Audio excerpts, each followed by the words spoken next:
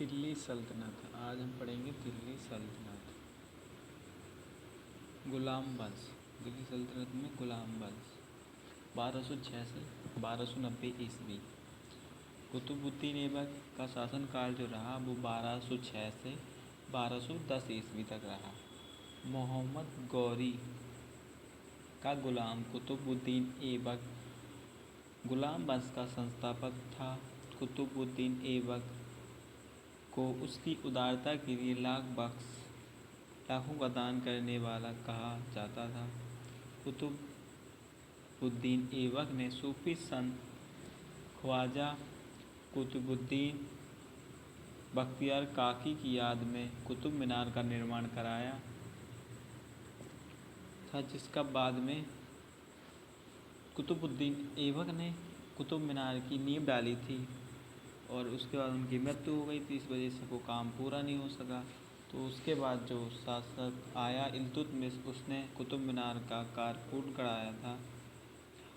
अजमेर में 2.5 दिन का झोपड़ा नामक मस्जिद कुतुबुद्दीन ऐबक के द्वारा बनवाई गई थी। कुतुबुद्दीन ऐबक की मृत्यु चौगम खेलते समय घोड़े से गिरने की वजह से हो गई थी। उसके बाद आते हैं शमसुद्दीन इल्तुतमिश, और इनका शासनकाल जो 1211 ईस्वी से लेकर 1236 ईस्वी तक रहा। इसने अपनी राजधानी लाहौर से दिल्ली स्थानांतरित कर ली। इल्तुतमिश ने कुतुब मीनार का निर्माण 1231 से 1232 ईस्वी का कार्य पूरा कराया था। इसने 40 गुलाम सरदारों का संगठन बनाया था, जिसे तुर्कान चहलगामी कहा गया। इल्तुतमिश ने ही सबसे पहले चांदी का टका और तांबे का जीतल नामक सिक्का इल्तुतमिश ने चलाया। इल्तुतमिश की मृत्यु के बाद उसके पुत्र रुकनुद्दीन फिरोज शासक बना, लेकिन वह मात्र 7 महीने का शासन कर पाया।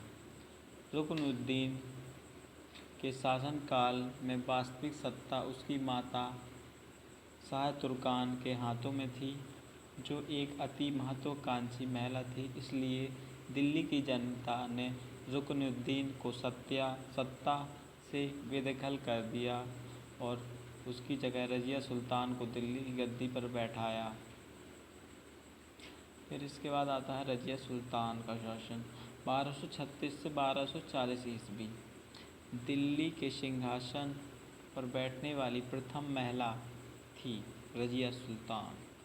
रज़िया सुल्तान का विवाह अल्तुनिया से हुआ। दिल्ली के 23 सुल्तानों में से रज़िया सुल्तान एकमात्र सुल्तान थी जिसने जनता के समर्थन से सत्ता प्राप्त किया था। रज़िया सुल्तान जनता के समर्थन से जो वो मतलब राजा बनी थी। रज़िया सुल्तान ने एक अबिसिनियस मालिक याकूत को अमीर आखूर अस्बसाला का प्रधान नियुक्त किया था।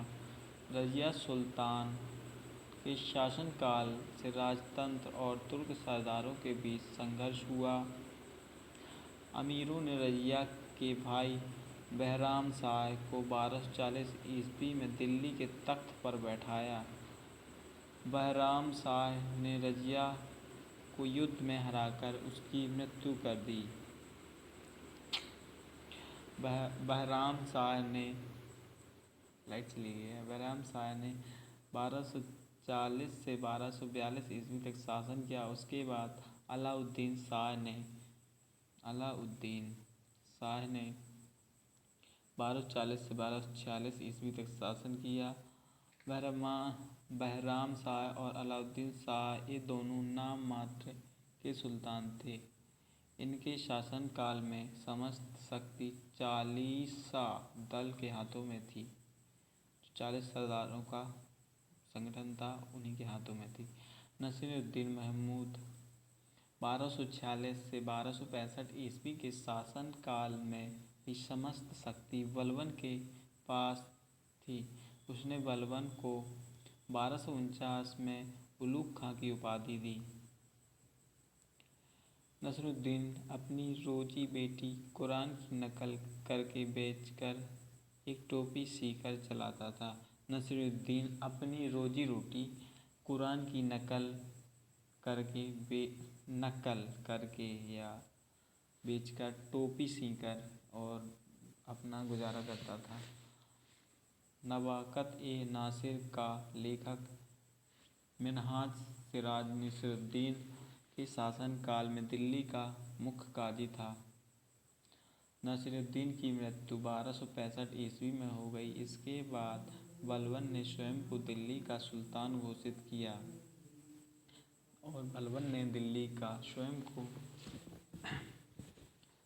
घोषित किया बलबन 1265 से 1285 ईस्वी दिल्ली का पहला शासक था जिसने सुल्तान के पद और अधिकारों के बारे में विस्तृत रूप से विचार प्रकट किए। बलबन स्वयं को पौराणिक तुर्की वीर नायक अफरासियाब का वंशज मानता था।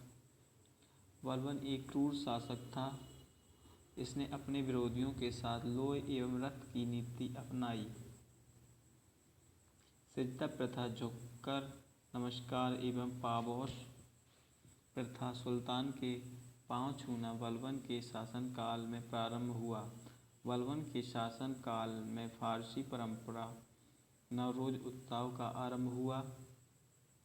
बलबन की मृत्यु के बाद उसका पुत्र कैकुबाद उसका उत्तराधिकारी बना, जो अत्यंत विलासप्रिय था। अमीरों के एक गुट के नेता जलालुद्दीन ने कैकुबाद की हत्या करके स्वयं राजगद्दी पर अधिकार कर लिया। इस प्रकार दिल्ली सल्तनत में मुगल गुलाम वंश का अंत हो गया। अब हम इसके आगे नेक्स्ट वीडियो में पढ़ेंगे कोई और वंश। तब तक के लिए जय हिंद।